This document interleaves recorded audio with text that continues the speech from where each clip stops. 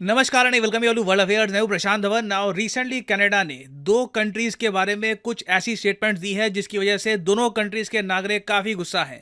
पहली बात तो हम बात करते हैं इंडिया की, उसके बाद आएंगे इसराइल पर। बाय द वे, मैंने कुछ दिन पहले एक वीडियो अपलोड करी थी जहां पे मैंने आपको बताया था कि कनेडियन गवर्नमेंट को चाइना की मिलिट्री ने ओपन वार्निंग दी है कि नॉर्थ कोरिया पर जासूसी करोगे तो हम तुम्हारा प्लेन शूट डाउन कर देंगे। वो केस अलग चल रहा है।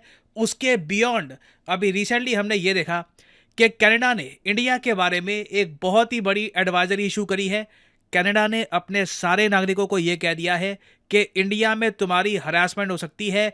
इंटिमिडेशन इंटिमिडेशन होता है भय दर्शन करवाना, किसी को डराना कि इंटिमिडेट कर रहे हो, तो ये सब भी आपके साथ हो सकता है। इस टाइप की जो वार्निंग है ना, ये ट्रैवल एडवाइजरी में भी लिखी नहीं जाती। ये बहुत ही स्पेशल टाइप की वार्निंग दी है कनाडा ने अपनी सिटीजन्स को। जबकि अजीब बात देखिए, इंडिया में ना मेरा मानना है कि इतनी अंडरस्टैंडिंग आम आदमी को है कि जो भी कनाडा का इशू है ये सिर्फ इनके प्रधानमंत्री की वजह से है।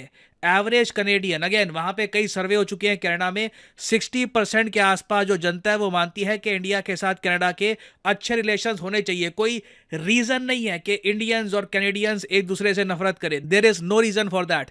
मगर जस्टिन ट्रूडो ने अपनी सरकार के थ्रू ये कह दिया है कैनेडियंस अगर इंडिया में जाएंगे तो तुम्हारी हरासमेंट होगी। और साथ ही साथ देखो, अजीब बात यह है, एक तरफ कनाडा ये सब बातें कह रहा है, दूसरी तरफ कनेडियन गवर्नमेंट के सोर्सेज की तरफ से ये भी स्टेटमेंट्स बार बार आ रही है कि इंडिया के साथ कोई रिलेशंस ट्रेड के हमारे खराब नहीं होंगे। इनका मानना यह है कि ना इंडिया कनेडियन एक्सपोर्ट्स पर कुछ रोक लगाएगा, ना ऐसा है कि कुछ जो इन्वेस्टमेंट्स है ये रोकी जाएगी। But at the same time जब आप अपने सिटीजन्स को, जिनमें आपके बिजनेसमैन भी हैं, इन्वेस्टर्स भी हैं, आप ये कह देते हो कि कनेडियंस के लिए इंडिया में दिक्कत हो सकती है, हरासमेंट हो सकती है, तो ऑब्वियसली कई बिजनेसमैन जो इंडिया में निवेश करने का सोच रहे थे वो अपना मन बदल सकते हैं। वो कहेंगे कि कहीं और इन्वेस्ट कर लेते हैं। हो सकता है कि इंडिया में आज के समय कनेडियंस के प्रति ज़्यादा सद्भाव नहीं है ना। एक इशू तो ये अपनी जगह बना हुआ है। इसके अलावा कनाडा ने अपने मीडिया के थ्रू ये बात भी अब फैला दी है कि इन लोगों ने खुद अपने डिप्लोमैट्स 41 डिप्लोमैट्स इंडिया से पुल आउट किए हैं और इंडिया को यह कह दिया है कि आप बहुत ही अनरीजनेबल बात कर रहे हो। अब अजीब बात है, देखो कनाडा ने पुल आउट नहीं किए हैं, इंडिया ने लिटरली ये कहा है कि इनको बाहर निकालो नहीं तो इनकी डिप्लोमेटिक इम्यूनिटी हम छीन लेंगे। तो ये होती है पावर मीडिया की, ग्लोबल मीडिया की।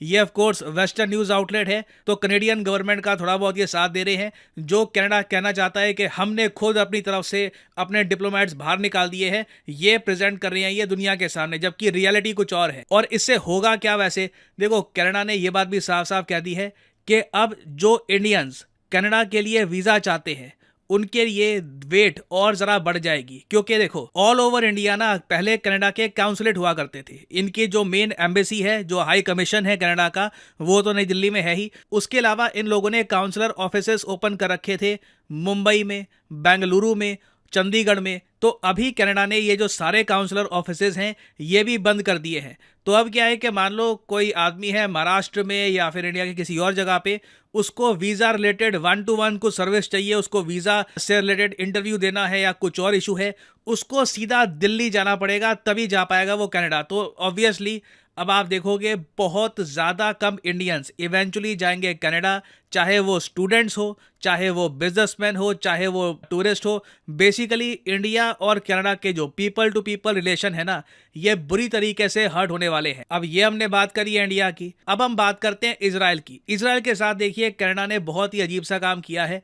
रिसेंटली आपको याद होगा कि गाजा पट्टी में एक हॉस्पिटल था, उस हॉस्पिटल में बहुत ही बड़ा ब्लास्ट होता है, कई लोग मारे जाते हैं, बहुत ही ज़्यादा बड़ी ट्रेजेडी थी। उसके बाद देखिए दुनिया भर में ये डिबेट छिड़ गया कि ये ब्लास्ट किया किसने था। क्या ये इजराइल की रॉकेट की वजह से हुआ है या फिर हमास जो इजराइल को अटैक करने की कोशिश कर रहा था उनका रॉकेट मिसफायर हो गया और खुद ही के हॉस्पिटल पे जाकर गिर गया।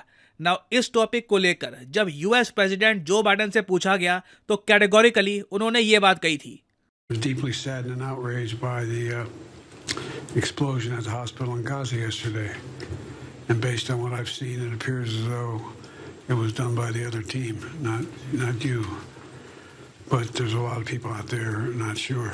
So we got to overcome a lot of things. तो बाइडेन ने देखिए कैटेगोरिकली यहाँ पर यह कहा है कि गाजा के हॉस्पिटल पे जो अटैक हुआ था ये इजराइल की फोर्सेस ने नहीं किया, it was done by the other team इस केस में ऑब्वियसली हमास है। तो यूएस प्रॉपरली आज के समय इजराइल के पीछे खड़ा है। उसके अलावा कई और कंट्रीज हैं, वो कह रही हैं कि ये जो अटैक था हॉस्पिटल का, ये इजराइल ने नहीं किया। नाउ कनाडा अकेला मैं कहूँगा वेस्टर्न कंट्री है जो कह रहा है कि हम इजराइल का भरोसा नहीं करते। ये कह रहे हैं कि हम अभी जांच पड़ताल का वेट करेंगे, तभी हम यहाँ पर स्टेटमेंट देंगे। जस्टिन ट्रूडो इससे पहले ऑफिशियली एक स्टेटमेंट वैसे ही दे चुके हैं इजराइल के अगेंस्ट और निंदा कर चुके हैं गाजा के हॉस्पिटल अटैक की। और यहाँ पर आप देख पाओगे कनेडियन मीडिया का आर्टिकल है, यहाँ पे लिखा है ट्रूडो अभी तक यूएस की फाइंडिंग्स को एक्सेप्ट करने को तैयार नहीं है कि फिलिस्तीनी मिलिटेंट्स के रॉकेट ने, मतलब हमास के रॉकेट ने गाजा हॉस्पिटल ब्लास्ट करवाया था। तो ये अभी इनका स्तर है।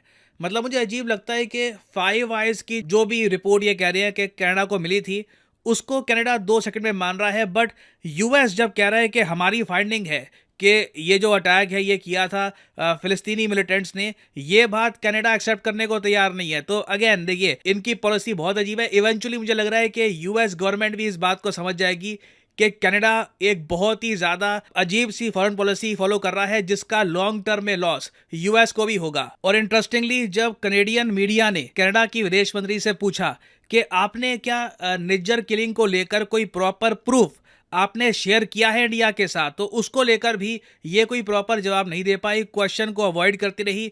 लास्ट में ये कह दिया कि हाँ हमने थोड़ा बहुत इन्फॉर्मेशन शेयर करी थी, बट कोई प्रूफ था या नहीं, कोई एविडेंस आपने शेयर किया नहीं किया, ये अभी तक कैनेडियन फॉरेन मिनिस्टर क्लियर नहीं कर पाई। ये बहुत ऑकवर्ड वीडियो है, ये मैं चाहता हूँ आप देखिए। Them specific information to back your claim.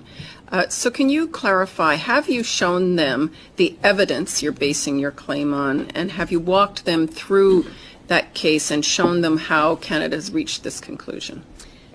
We've had numerous conversations with India before the Prime Minister went in front of the House and made his declaration.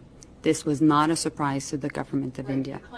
A surprise, but the evidence, did you show them the And evidence? through these different conversations, the Indian officials were made aware of the credible allegations. And so based on that, India has decided to take their own decisions, which are precedent-setting, and revoking the diplomatic immunity of 41 diplomats is not only unprecedented, but also contrary to international law. And so in that sense, because this is so unprecedented and would put so many countries, different diplomats around the world in danger, we decide not to reciprocate. Okay, so that's a repetition of your statement, and thank you. I understand what your point is, but you're not answering the question directly on that point. But you did, Tonda, I've answered your question. You've asked me the question whether we had conversation and presented if you showed them the evidence. I've yes. shown. I've told you that there were meetings and information was shared. So I've answered your question. तो future में देखिए possibility ये है कि ना सिर्फ India, जो India के साथ इनके इश्यूज हैं, सेम इश्यूज कनाडा और इजराइल के बीच में हो सकते हैं, क्योंकि बहुत ही बड़ा आरोप है। कैनेडियन गवर्नमेंट अभी भी ये जो गाजा हॉस्पिटल में हुआ है इसको एक अटैक कह रही है। ना अटैक ऑब्वियसली इजराइल की फोर्सेस ही कर सकती है। तो इशू बहुत ही ज़्यादा न्यूज़ में रहने वाला है। अभी इससे रिलेटेड कुछ और डेवलपमेंट्स आती है, उस पर बाद में आपके लिए मैं अपडेटेड वीडियो ले आऊँगा। और फाइनली यहाँ पर मैं ये भी ऐड कर दूँ कि आप किसी भी एग्जाम की तैयारी कर रहे हैं, चाहे एसएससी, यूपीएससी, बैंक, आप परचेज कर सकते हैं अनअकैडमी के क्वालिटी कोर्सेज। कमेंट सेक्शन में जाइए, पिन कमेंट में यहाँ पे आपको मिलेंगे link. For example let's say आपको प्रिपेयर करना है यूपीएससी के एग्जाम के लिए, तो यूपीएससी के लिंक पर यहाँ पर करिए क्लिक और यहाँ पे आप परचेज कर पाएंगे अनअकैडमी का यूपीएससी कोर्स। बट जो प्राइसेस यहाँ पर लिखे हैं, don't ever pay these prices. Simply यहाँ पर कोड डालिए PD10 and the prices will start following and you will be able to save a lot of money. So use the code PD10 and save money. और इसी note के साथ ये है video का अंत। Thank you for listening. May the gods watch over you.